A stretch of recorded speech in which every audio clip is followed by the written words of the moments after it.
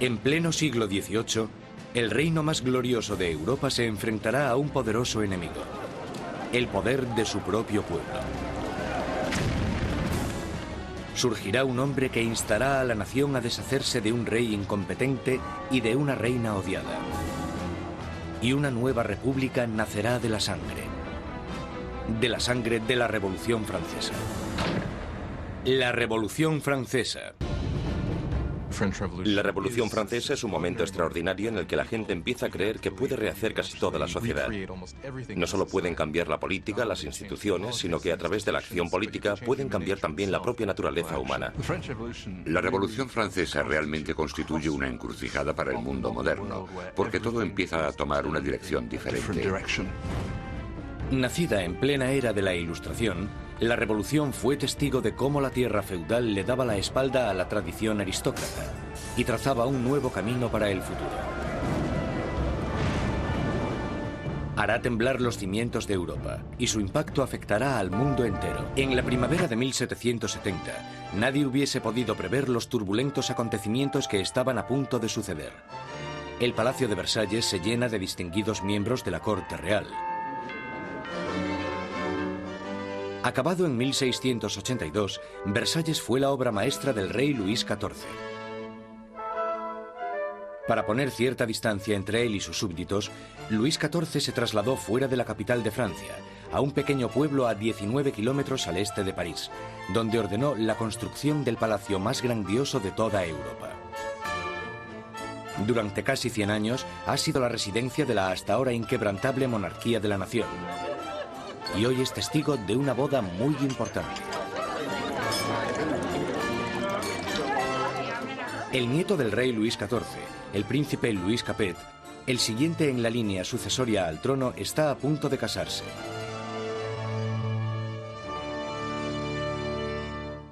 En su noche de bodas, con tan solo 15 años, Louis Capet es un chico tímido e indeciso, y posee pocas de las características propias de un futuro rey, y mucho menos de un marido.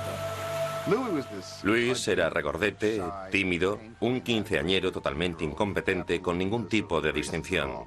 La amante de Luis XVI, Madame Dubarry, le describía como un chico gordo y maleducado. Básicamente, era poca cosa. A Luis XVI le resultaba muy difícil tomar decisiones. Siempre la última persona con la que hablase podía hacerle cambiar de opinión. Estas no son las cualidades que tendría que tener un líder. El matrimonio de Luis es una unión política entre la familia real austríaca, los Habsburgos y su propia familia, los Borbones. La boda simboliza el fin de una antigua rivalidad y el principio del establecimiento de nuevos lazos regionales. La futura esposa llega a Francia, una inocente y guapa chiquilla de 14 años. María Antonieta. María Antonieta es archiduquesa de Austria. Es la hija pequeña de la emperatriz María Teresa. Llega a Francia como parte de un acuerdo matrimonial con el que se produce una alteración de las alianzas debido a que por primera vez en la historia Francia y Austria se convierten en aliados más que en enemigos. María Antonieta llega a Francia como un símbolo político. Pero como a toda adolescente, no le interesan los asuntos políticos. María Antonieta llega a Versalles siendo muy joven. No sabía mucho del país en el que estaba, no conocía sus costumbres y a la corte. Era una niña fuerte, muy vivaz, pero seguía siendo una niña. En una ceremonia que simbólicamente asegura la concepción de un heredero, los cortesanos del rey presencian el momento en que la joven pareja se mete en la cama de matrimonio por primera vez. La gente está encantada y se crean grandes expectativas. Pero una vez cerradas las cortinas, se ve claramente que no será tan fácil engendrar un heredero. Luis no solo no estaba interesado en gobernar, Luis tampoco lo estaba en amar.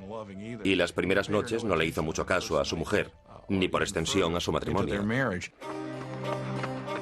Pasarán años antes de que se produzca la consumación del matrimonio.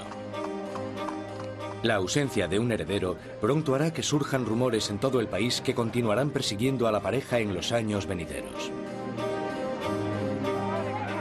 La gran fiesta de la boda continúa durante varios días en Versalles, pero más allá de las puertas de palacio no hay casi ningún motivo de celebración.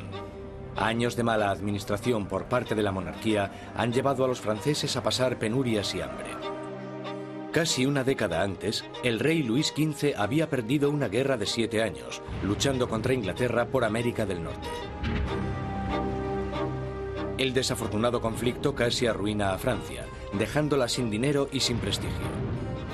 Las arcas del Estado estaban casi vacías. Sin embargo, su población aumentaba día tras día. Con enfermedades como la peste totalmente erradicadas, pocos morían, pero muchos pasaban hambre. En el siglo XVIII, la población de Francia aumentó de 20 a 26 millones, tras haber crecido solo 1 millón en los 2 siglos anteriores. Esto causó una gran tensión generalizada y un nerviosismo en la gente. 4 años después de la boda real, el abuelo del príncipe Luis pierde su última batalla, contra la viruela. Muere Luis XV, un rey derrotado e impopular, dejando atrás a un país al borde del caos. En una espléndida ceremonia, el joven príncipe Luis hereda el trono y es coronado como Luis XVI.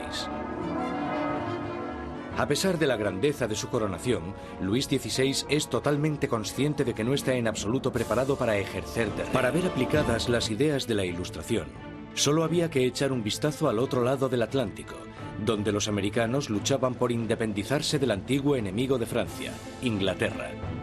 El joven rey Luis quiere vengarse de las derrotas de su abuelo en la guerra y ve su oportunidad en la guerra de la independencia americana. Luis confía a la causa un total de 2.000 millones de libras, lo suficiente para alimentar y dar cobijo a 7 millones de ciudadanos franceses durante un año. La inversión marcará el inicio de un colapso económico en Francia. América lleva a Francia a la bancarrota porque para luchar en esta guerra, los franceses tienen que recaudar una enorme cantidad de dinero. Esto lleva a la monarquía francesa a endeudarse para poder luchar en la guerra de la independencia americana. Y es un elemento crucial en la situación financiera de la monarquía francesa. Mientras Luis XVI manda dinero y tropas al otro lado del Atlántico, María Antonieta se ocupa de generar sus propias deudas. La vida en Versalles es una interminable rutina de rituales arcaicos y formalismos. Hay ceremonias para cuando el rey y la reina se levantan, para cuando se visten, para cuando comen, para cuando se van a la cama. Para entretenerse en medio de la monotonía de estos rituales, María Antonieta preside extravagantes desfiles de moda. María estaba obsesionada con una moda ridícula, sobre todo con esos recogidos tipo torre de varios centímetros de altura y que llevaban horas y horas de elaboración y en los que metían todo tipo de ornamentos y frutas. A muchos les parecían una obscenidad. Acabaron representando todos los problemas de ella, de Versalles y a esa cultura. A finales del 1700, Versalles es un oasis de extravagancia, rodeado de una tierra desesperada. Y con un rey inseguro al mando, Francia está trazándose su camino al desastre. Después de 19 años de matrimonio, Luis tenía 4 hijos. Aún así, como rey sigue siendo impotente. En un intento por demostrar su liderazgo, Luis se mete a hacer reformas financieras. Pero su equivocada manera de manejar las finanzas carga a los pobres con muchos impuestos, mientras la nobleza no paga casi nada. Con la economía por los suelos y la gente cada vez más inquieta, parece que incluso Dios está enfadado, golpeando a Francia con el invierno más frío de los últimos 90 años. Si alguna vez hubo intervención divina para empeorar la situación, seguro que fue en el verano de 1788 y la primavera de 1789. En el verano de 1788 había una creciente crisis política desarrollándose en un momento de seria escasez de comida. En 1788, para los franceses, la harina era la esencia de la vida. El pan, su medida de subsistencia. La mayoría de la gente en Francia comía casi 1 kilo de pan al día. El pan era esencial y su subida de precio la notó todo el mundo. Si el precio se doblaba, tenías problemas. Bajo la mala financiación de Luis XVI, el precio de la harina se disparó. Las escasas provisiones se estaban agotando y el precio de una rebanada de pan pronto igualó al sueldo de un mes. El hambre se convirtió en rabia. Surgen disturbios por toda Francia. Se atacan casas. Se roban panaderías. Y los panaderos, acusados de guardar pan, son linchados allí mismo.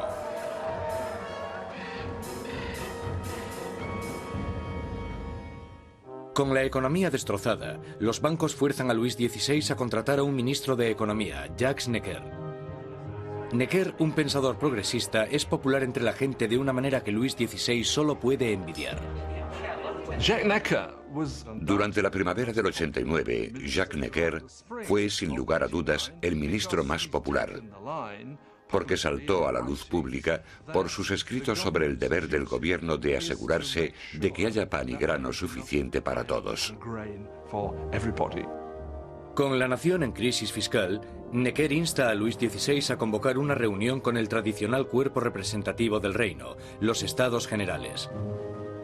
Es la primera vez en 175 años que se reúne a estos representantes. Políticamente, Francia estaba organizada en los llamados tres estados. El primero era el del clero, el segundo el de la nobleza y el tercero el de todos los demás. Y según los cálculos contemporáneos, los primeros dos estados los formaban el 3% de la población y el tercer estado el 97%. Mucha gente pensaba que era muy injusto que este tercer estado, que era la mayoría de la población, tuviese solo un tercio de los diputados. Consideraban injusto que el Parlamento tuviese 3 cámaras y que las 2 cámaras, la de la nobleza y la del clero, pudieran siempre anular la votación de la plebe. Robespierre y sus compañeros pedían que la nobleza y el clero pagasen sus impuestos. Pero Luis XVI se siente cada vez más amenazado por el creciente radicalismo del tercer estado. Entonces, el 20 de junio, después de 6 semanas de estancamiento, los diputados se dan cuenta de que están siendo silenciados. El 20 de junio, cuando los diputados llegan a la reunión y encuentran las puertas cerradas, sospechan de un complot. Van a la sala, que era lo que nosotros llamamos la sala de juego de pelota, pero que en realidad era un frontón, se reúnen y juran que no dejarán de reunirse hasta que tengan una nueva constitución. Los diputados deciden constituirse en una nueva Asamblea Nacional y ser los verdaderos representantes del pueblo de Francia. El juramento del juego de pelota es uno de estos grandes y simbólicos momentos de la historia de la Revolución Francesa. Tienes a todas estas personas reunidas en este gran espacio abierto que es la sala de juego, levantando sus brazos en una especie de saludo casi romano, y para esta Asamblea Nacional fue el momento en el que se dan cuenta de su poder y dignidad, y realmente vieron que podían derrocar al rey de Francia. La Asamblea Nacional nace de un revolucionario estado de rebeldía. Será una comunión de voces procedentes de todo el país, un cuerpo parlamentario representando la voluntad de la gente. Pero arrebatarle el poder al rey no será tan fácil como firmar una simple proclamación. Todas estas victorias iniciales que tuvieron lugar en Versalles son la mayoría victorias sobre el papel y ninguna se había llevado a cabo. Cuanto más nos vamos acercando a julio de 1789, más miedo tienen los diputados de Versalles de que el rey esté reuniendo al ejército para derrocarles. A principios de julio, 30.000 soldados toman posiciones en los alrededores de París. Para defenderse, la gente forma una nueva Guardia Nacional. Los revolucionarios asaltan las armerías de París y se van con más de 28.000 mosquetes. Lo único que les falta es la pólvora, y la gente sabe dónde encontrarla. En el centro de París se alza un enorme castillo de piedra, conocido como el símbolo del dominio feudal, la Bastilla. La prisión acoge los almacenes de pólvora de la ciudad y se conoce como la prisión de las torturas y las muertes inexplicables. La Bastilla había sido el gran símbolo del despotismo monárquico, el gran símbolo de los reyes de Francia yendo más allá de los límites de su propio poder. Para los franceses simboliza el horror. En medio de las revueltas se produce un sorprendente escándalo. Luis XVI despide a su ministro de Economía, el apreciado Jacques Necker, por portarse demasiado bien con el pueblo. Horas después de despedir a Necker, llega a París la noticia de que han despedido a su hombre preferido de la corte.